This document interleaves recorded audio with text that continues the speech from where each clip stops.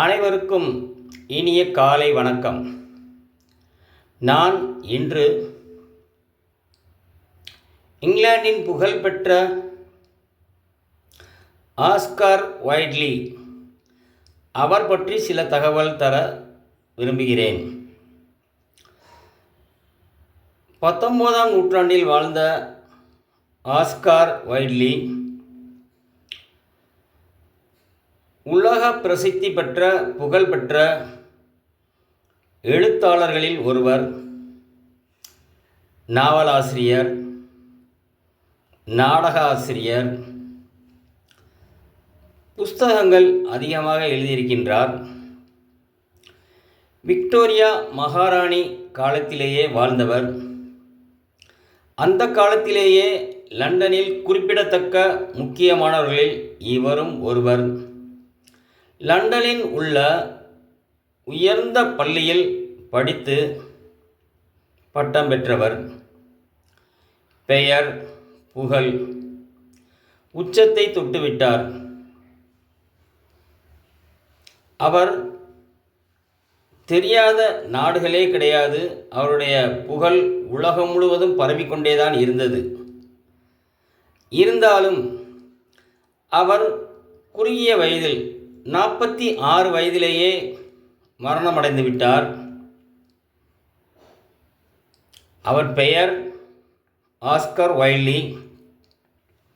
அவர் பெயரின் பின்னால் வர்ற வைல்ட்லி என்பது ஆங்கிலத்தில்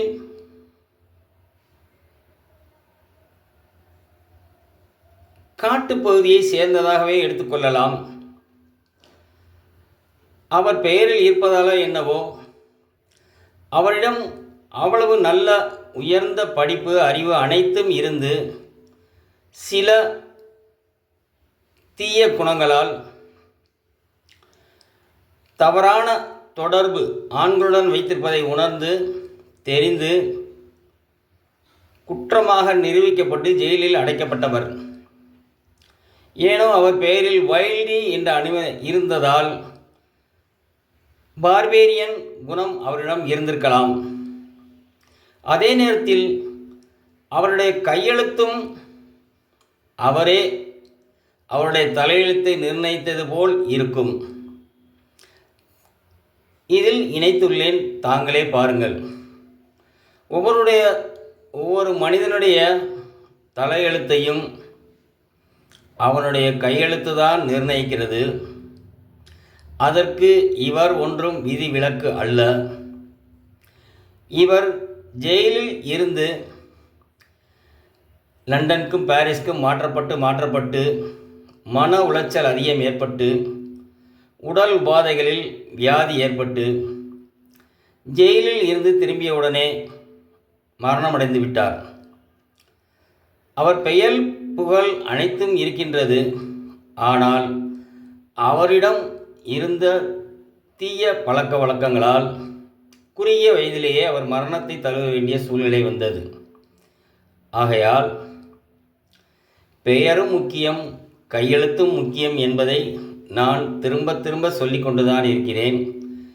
இது உயர்ந்த நிலையில் இருப்பவர்களுக்கு மட்டுமல்ல, யாராக இருந்தாலும் அவர்களுடைய தலைவிதியை அவர்கள்தான் நிர்ணயிக்கிறார்கள்.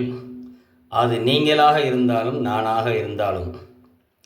இது போன்ற பயனுள்ள தகவல்களை உங்களுக்கு தருவதற்கு என்னுடைய சேனலை சப்ஸ்கிரைப் செய்து கொள்ளுங்கள்.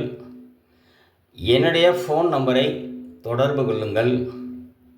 நண்பர்களுக்கு ஷேர் செய்யுங்கள். நன்றி, நன்றி, நன்றி.